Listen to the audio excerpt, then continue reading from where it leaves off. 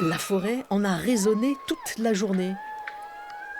Des cris de joie et de peur, ceux des premiers utilisateurs de la luge 4 saisons de la station de Gréolières. Ces deux amis s'apprêtent à embarquer. Elle peut pas faire du ski et moi je sais pas faire de luge, alors on s'est dit la luge d'été aux 4 saisons, c'est génial. Dans la file, ça trépigne avant le départ. Ah oui, on l'attendait. Pour accélérer, on pousse sur les poignets, pour freiner, on tire dessus. Ok. Vous allez voir, vous allez à votre rythme. Allez pour la première, go!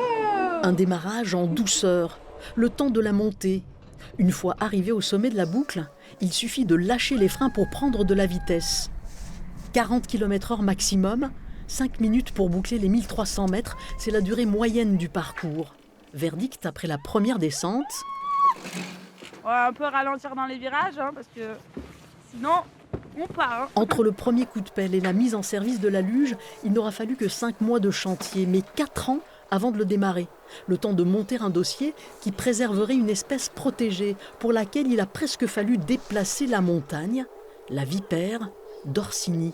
Le projet initial, il n'était pas prévu à cet endroit, il était prévu dans une autre zone de la station qui, elle, a été jugée très impactante pour la vipère d'Orsini. Donc on a décidé de déplacer ce parcours, donc d'éviter d'impacter la vipère là-bas. Coût de l'installation, 3 millions d'euros. Pour le maire de Gréolières, il faut poursuivre la diversification de la station, régulièrement impactée par le manque de neige. Nous marquons effectivement par un investissement important le passage de la station dite de sport d'hiver à la station de montagne. Il le fallait, nous l'avons et nous allons accompagner ensuite effectivement ce type d'installation. Une tour d'escalade, une signalétique de la biodiversité en forêt, voilà pour les projets. Pour ce qui est de la luge 4 saisons, elle a démarré sa première par un joli frisson.